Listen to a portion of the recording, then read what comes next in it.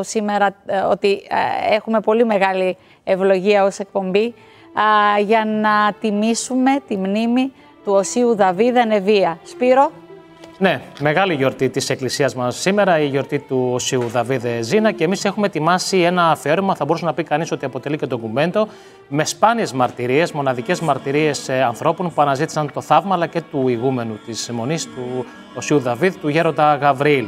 Θα δούμε λοιπόν και πλάνα από την εχθεσινή κόσμος-ηρωή, από τον μέγα πανηγυρικό Εσπερινό. Πολλής κόσμος. Μακάρι να μπορούσαμε να είμαστε κι εμείς, αλλά ήταν καθημερινή. Πολλής κόσμος, γιατί είναι πολλοί οι πιστοί που τιμούν τον Άγιο, Σπύρο. Και το γνωρίζεις κι εσύ πολύ καλά, γιατί κι εσύ έχεις επισκεφτεί το μοναστήρι του Οσίου Δαβίδ στη Βόρειο Εύβοια, όπου πλήθος πιστών πηγαίνουν εκεί για το γρήγορο Άγιο, το Γοργοεπίκο. Και όποιοι θέλουν κάτι, έτσι προσεύχονται και ο Άγιος τους τα φέρνει γρήγορα και με πίστη εύκολα. Θέλω να πούμε όμως ότι έχεις και ένα ντοκουμέντο που αφορά σε ένα παιδάκι που δεν μιλούσε. Δεν μιλούσε, είναι από μαρτυρία ενός ιερέα, πολύτεκνου ιερέα, ο οποίος σε αυτό το αφιέρωμα μας λέει ότι το παιδί του είχε πρόβλημα, ότι το ευλόγησε ο γέροντας Γαβριήλ, και ότι το παιδί κατάφερε, λύθηκε η γλώσσα του και πολύ σύντομα από εκείνη τη στιγμή που το ευλόγησε ο γέροντας Γαβριήλ, το παιδί κατάφερε και μίλησε. Πρόκειται για ένα θαύμα, όπως ο ίδιος το... Με την κάρα του Οσίου Δαβίδ, έτσι, για να το πούμε. Και με το χεράκι του Οσίου Δαβίδ, που πάντα ο ηγούμενος της Μονής, έτσι, μας δίνει την ευλογία του. Παρακαλώ.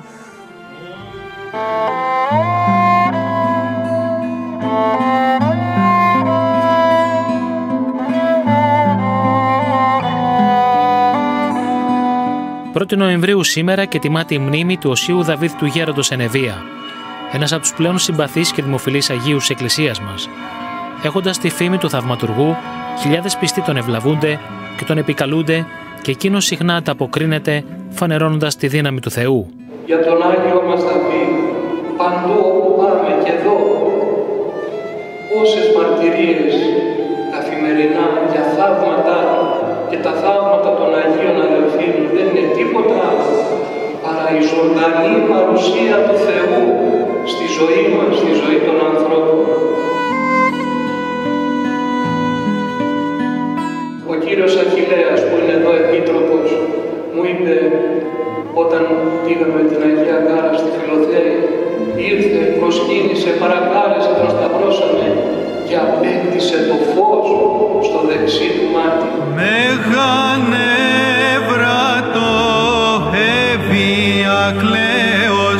Ο καθηγούμενος της Ιεράς Μονής Οσίου Δαβίδ, γέροντας Γαβριήλ, αλλά και οι πιστοί που επισκέφτονται το μοναστήρι, μιλούν για τα έργα και τη δράση του Αγίου, που στο όνομά του αναζήτησαν το δικό τους προσωπικό θαύμα. Τόνος ο Ευωδιάκονος, ο πατήρ Αντώνιος μου έλεγε χθες, όταν κατέφυγε με την καλή του διακόνισσα στο μοναστήρι και προσκύνησαν τον Άγιο, ο Άγιος συνήργησε και απέκτησαν αυτήν την όμορφη Άννα Μαρία μετά από 7 χρόνια προσπάθειας για να τεκνοποιήσουν. Πολλές εμπειρίες, ολοζώντανος ο Άγιος. Το 1994 απέκτησα το πρώτο παιδί με τη σύζυγό μου την Ιωάννα. Μετά από 2 χρόνια, το 1996 που ήρθαμε εδώ, βρήκαμε το γέροντα, το μακαριστό Άγιο Γέροντα Κύριλλο, και μου λέει επιλέξει, ένα παιδί έχεις ακόμη. Μας σταυρώνει με την Αγία Κάρα με μεγάλη ευλάβεια και μου λέει να κάνεις παιδιά. Και ό του θαύματος η γυναίκα μου μένει έγκυος και το παιδί γεννήθηκε η μέρα 1η Νοεμβρίου, την ημέρα του Αγίου. Το ίδιο παιδί όταν μεγάλωσε, εδώ ακριβώς στο λαιμό του είχε βγάλει ένα μικρό σπιθουράκι. Άρχισε αυτό να μεγαλώνει. Πήγα σε απλό χειρούργο, μου είπε θέλει βιοψία. Η λέξη βιοψία με φόβησε. Παίρνω τηλέφωνο στο μοναστήρι και πετυχαίνω κατευθείαν τον Άγιο Γέροντα Κύριλλο. Το αναφέρω το περιστατικό και μου λέει βάλε λαδάκι του Αγίου και όλα θα πάνε κατευχήν. Πηγαίνω στο σπίτι, σταυρώνω το παιδί με το λάδι του Αγίου και ό του θαύματος εξαφανίστηκε. Το παιδί δεν είχε τίποτα και συνεχίζει να είναι υγιέστατο.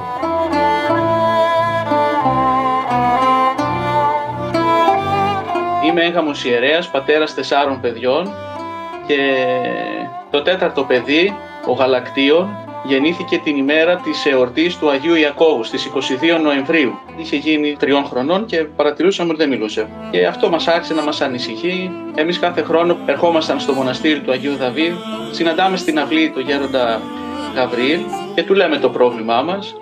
Εκείνη τη στιγμή κρατούσε το χεράκι, όπως πάντα συνηθίζει να κρατάει το χεράκι του Αγίου Δαβίδ και λέει: έλα Γαλακτίων εδώ πέρα. Του δίνει, τον σταυρώνει στο κεφαλάκι και του λέει: βάλε τη γλωσσίτσα σου εδώ στο χεράκι. Και από τη στιγμή που ο μικρός προσκύνησε το χεράκι του Αγίου Δαβίδ, από εκεί που δεν έλεγε καμία λέξη, μετά από 2-3 μέρες ο μικρός άρχισε να λέει τις πρώτες του λέξεις καθαρά.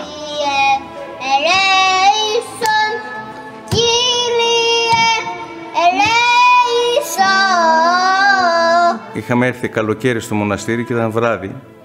Πριν πάμε στα κελιά μας να αποσυρθούμε, μας είπε ο γέροντας: αν καθίσετε μέχρι αργά, να ξέρετε ότι μπορεί να δείτε και να ακούσετε τον Άγιο. Πάνω στα κεραμίδια κυκλοφορεί ο Άγιος. Εμείς δεν το πιστέψαμε. Λέω: τι λέει τώρα, πώς θα ένας Άγιος θα κυκλοφορήσει πάνω στα κεραμίδια? Κατά τις 2:30 με 3 η ώρα το βράδυ, ακούγαμε πάνω στα κεραμίδια να περπατάει κάποιος άνθρωπος πολύ δυνατά. Αλλά δεν βλέπαμε τίποτα. Μα λέει: θυμάστε πως είπε ο γέροντας? Νομίζω ότι θα σπάσουν τα κεραμίδια τόσο πολύ. Κι όμως ήταν ο Άγιος.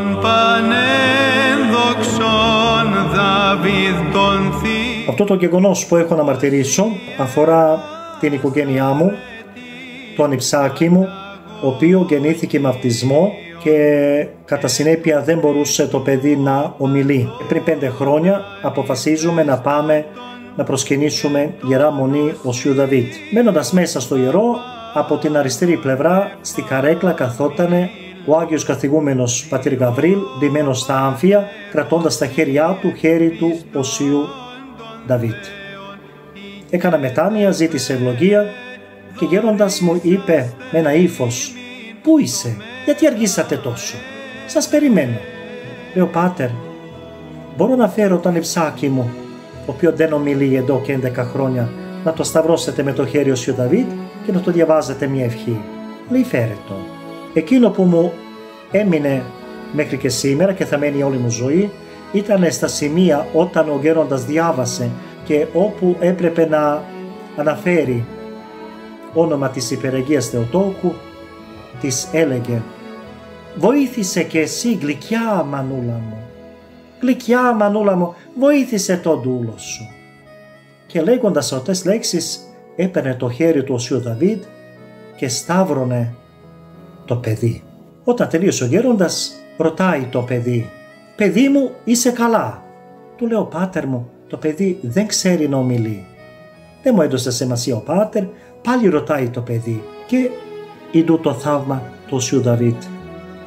Ξεκίνησε το παιδί να ομιλεί πρώτες λέξεις. Και ό,τι έλεγε ο γέροντας, το παιδί επαναλάβανε και έλεγε: «Έλα Βασίλη μου», και εκείνο το παιδάκι επαναλάβανε: «Έλα Βασίλη μου». «Θα γίνεις καλό παιδί, θα γίνεις καλό παιδί».